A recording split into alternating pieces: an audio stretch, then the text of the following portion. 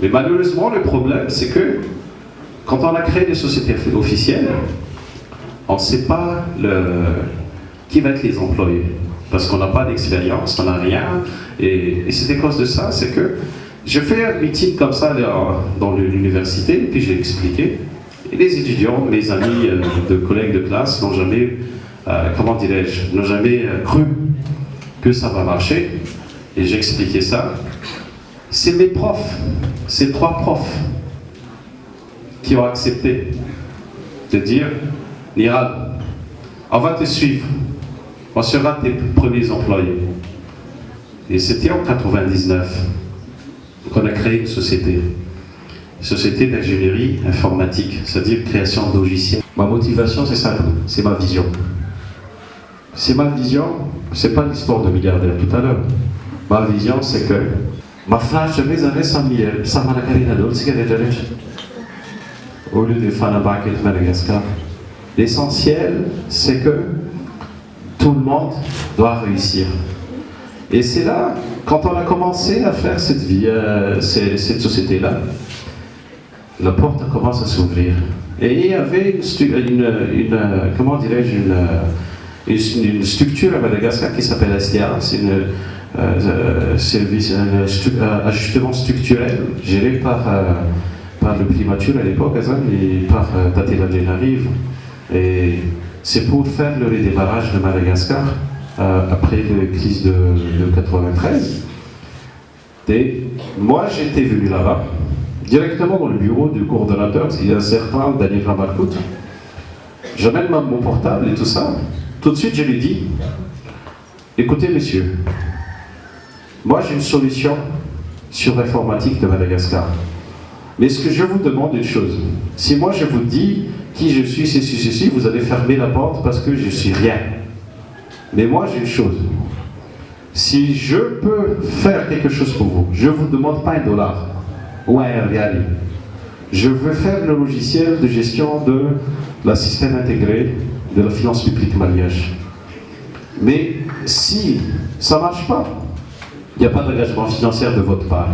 Mais si ça marche, je vous donne la facture. Est-ce que ça vous tente? Et ils étaient à 3 dans le bureau, ils ont rigolé, et à la fin, ouais, j'aime bien les jeunes comme ça. À l'époque, j'avais 22 ans. Et c'est là mon commencement dans la société. Et d'un coup, on a réussi. Et j'ai fait tout à mes moyens. Quand on a fini, tout le monde était épaté. J'ai dit après le monsieur, est-ce que vous pouvez tenir parole? Je vous donne maintenant la facture. C'est comme ça mon première entrée dans le business à Madagascar. Donc, par rapport à tout ça, ma société après, parce que dès que la porte est ouverte, après, tous ces gens qui ont fermé la porte avant sont tous automatiques ouverts, parce que c'est un peu la mentalité ici. Ah, il parle avec tel. Ah, c'est bien qu'il vienne ici. Alors qu'il y a un mois, ce monsieur n'a pas voulu le recevoir. Et la société à l'époque s'appelle Computer Center Madagascar. Et on était parti de 3 profs à 25 employés. Et c'était vraiment prospère, parce qu'après, on a travaillé avec la Banque mondiale, on a travaillé avec les ministères des Finances et tout ça. Ce qui s'est passé, la crise arrive, la crise politique de 2002. Et qu'est-ce qui s'est passé? On m'a tout dérobé à Tabata. Et j'ai tout perdu. Et quand j'ai tout perdu, et à l'époque, la société que j'ai amenée, qui s'appelle, je pense que si quelqu'un fait de l'informatique ici, c'est l'Oracle. L'Oracle, j'allais faire amener Oracle à Madagascar. Et l'Oracle a dit à l'époque, venez Nirad, parce que tu as tout perdu à Madagascar, viens travailler chez nous au Canada, et on va te payer. Là, je vous dis une chose, parce que le salaire des informaticiens, 2002. Et moi, j'ai dit, c'est beaucoup, mais mon seul souci, c'est que j'ai mon principe et j'ai ma vision de ne pas être employé de qui que ce soit. Parce que c'est mon rêve. Pourquoi je veux gaspiller avec l'argent le rêve que j'ai? J'ai dit, laisse-moi grandir Mais tu n'as plus rien. Parce que ça, je vous dis, tous mes conteneurs étaient dérobés par des espèces de politiciens là-bas. Donc, et ce qui s'est passé après, c'est que j'ai dit, il suffit d'abord de croire en Dieu, c'est le plus important. Et il suffit de croire en vous. Pas en croire en moi. Ne vous croyez pas en moi. Parce que j'ai ma vie, vous avez votre vie. Mais il faut croire. Deuxièmement, il faut rêver. Il faut mettre un sens de votre vie. C'est-à-dire, pourquoi on va mettre 4 questions. Je vais vraiment parler d'une vie, c'est un peu philosophique. Pourquoi je suis ici? Pourquoi vous êtes là? Il faut se poser cette question. Deuxièmement, qu'est-ce que vous attendez de moi? Qu'est-ce que j'attends de vous? Troisièmement,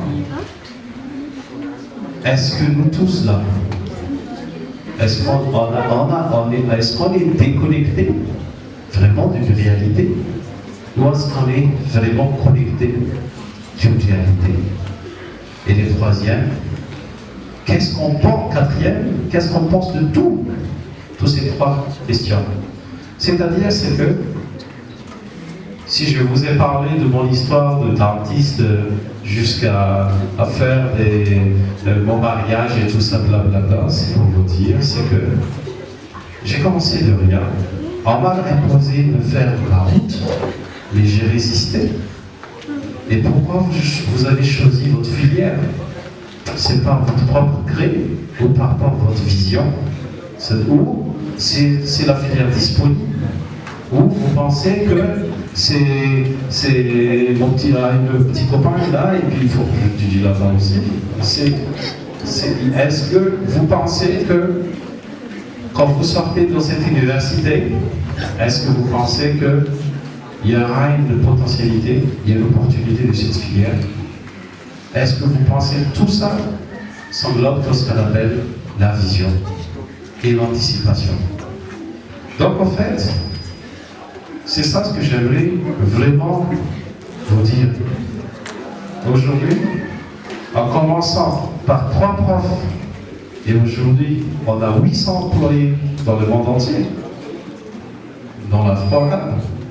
On était obligé pour Madagascar, un de nos DG est devenu ministre ici, je suis en train de chercher un autre DG. Et si vous voulez, c'est que rien n'est impossible. Il suffit que vous essayez. Et c'est ça le problème, c'est qu'aujourd'hui, est-ce que vous avez vraiment, est-ce que vous, chacun de vous, each other, est-ce que vous avez vraiment réconcilié en vous-même? Ça, c'est la première chose. Est-ce que ce que vous faites aujourd'hui, est-ce que c'est vraiment ce que vous voulez? Et c'est ça le gros problème de nous, les jeunes à Madagascar. C'est qu'on ne sait pas où on va. Est-ce qu'on vous a dicté de ce que vous allez faire? Ou est-ce que c'est vous-même qui dites, moi je vais être PDG d'une telle société? Mais moi je vous dis une chose. Il y a trois clés. Première chose, c'est que l'éducation, le diplôme, c'est notre garantie de vie. Si moi je peux refaire toujours surface, parce que pourquoi? Parce que j'ai pas mal de diplômes derrière moi. Et que si moi je rate, si par exemple, si aujourd'hui, demain, je vais être faillite, blaf, 0. Après demain, je vais être embauché. Si je veux le faire. Parce que j'ai plein de documents, de diplômes. C'est-à-dire, c'est que l'étude, c'est la garantie de la vie. Deuxièmement, si nos dirigeants étaient des gens diplômés, je vous dis, Madagascar était déjà parti loin. C'est un qui était avant, qui n'a même pas un BEC, l'autre qui a juste fini son bac. Qu'est-ce que vous voulez? C'est comme ça. Et c'est aujourd'hui que je vous invite de réfléchir en vous-même. Faites un bilan Est-ce que, levez la main un peu, qui a déjà fait un bilan de sa vie? Hein? Ouais. Et comment tu as fait ton bilan? Tu étais honnête envers toi-même? Très bien, il était honnête envers lui-même. Parce qu'en fait, le problème, c'est que il faut faire un bilan. Ce n'est pas seulement les sociétés qu'on doit faire des bilans, c'est nous-mêmes. Il faut faire analyser la vie et tout ça. Je vois, chacun de vous, vous avez des choses à faire et à réaliser. Et c'est à partir de là que vous devez réfléchir où vous voulez en venir. Et si vous voulez, moi, qu'est-ce que j'amène pour Madagascar? Moi, ça ne m'intéresse pas la politique. Hier, j'ai entendu que je filme un maire, c'est pas un maire, c'est la média qui m'a informé que je veux faire maire. Pour vous dire, ici, c'est le monde à l'envers. Moi, ça ne m'intéresse plus la politique. Parce que comme je vous ai raconté, j'ai ma place quelque part ailleurs. Mais moi, ce que j'aimerais tout simplement, c'est d'amener quelque chose de soutien par rapport à vous, les jeunes.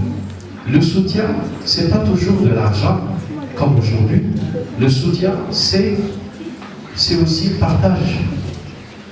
C'est pour cela que j'ai parlé avec tous les diasporas malgaches et j'ai dit, arrêtez d'amener les flibellis, les chocolats à Madagascar.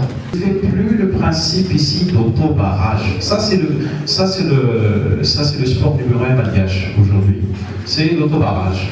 Quand on parle, non, problème, cette fille, 5, il fait. Oublie ça. Pense à vos rêves. Qu'est-ce que vous pouvez faire? Et c'est là la différence. Et je veux en terminer là, je vous donne les paroles après. Je vous donne un principe. Il y a deux principes. Parce que n'oublie pas, nous les Malgaches, on est du parti, on est du dualité. C'est-à-dire, nous, en philosophie, c'est toujours le principe de yin et yang, vrai ou faux, 1 ou 0. Qu'est-ce qui s'est passé? Quand on fait quelque chose ici, la première chose qu'on fait, c'est toujours c'est où l'argent de faire ça? Où est le moyen? Et moi je vous dis, si on toujours commence à faire ça, et c'est ce qui se passe ici à Madagascar, quand on parle toujours de moyens, on ne crée jamais qu'une épicerie. Ok, épicerie, il faut la vitesse, c'est que on ne crée qu'une épicerie. Mais aujourd'hui, pense d'abord à votre projet. Qu'est-ce que vous voulez faire? Et faites votre projet et essayez de prolonger ce projet-là comme un rêve. Et à partir de là, vous allez essayer aussi de faire réaliser ça ensemble. C'est ça en fait ce qui manque à Madagascar. C'est que comment... Moi je vous dis une chose. Là vous êtes tous unis pour m'écouter. Parce que vous êtes dans un institut. Mais après l'étude, est-ce que vous avez déjà pensé que pourquoi on n'essaie pas de créer une société à vous? Vous êtes tous actionnaires dans une seule société et vous allez créer à vous. Et c'est comme ça que les gens, les jeunes, et ça j'ai déjà expliqué, c'est que les jeunes aujourd'hui qui sont plus riches au monde, ce sont tous des jeunes de notre génération, c'est-à-dire les Bill Gates. Bill Gates n'avait pas de diplôme. Ce sont des petits copains des copains qui ont fait des micros dans le garage. Il y a Steve Jobs, il y a Mark qui vient. Ce sont tous des universités. Ils ont commencé tous dans l'université. Donc c'est à vous. Vous pouvez le faire tous ensemble pour faire toutes ces structures-là. Donc, c'est ce que je suis en train de vous expliquer, c'est que il suffit d'unir créons des sociétés. Ne pense plus, parce que le problème c'est que d'ici 50, 10 ans, il y aura une crise mondiale d'emploi. Donc aujourd'hui, vous êtes des élites par rapport aux 22 millions de Malgaches. À vous de créer des sociétés. Et comment créer ça? Commencez dès maintenant. Et comment on maîtrise ça un jour? C'est pas seulement qu'en France, quand on partit à l'extérieur,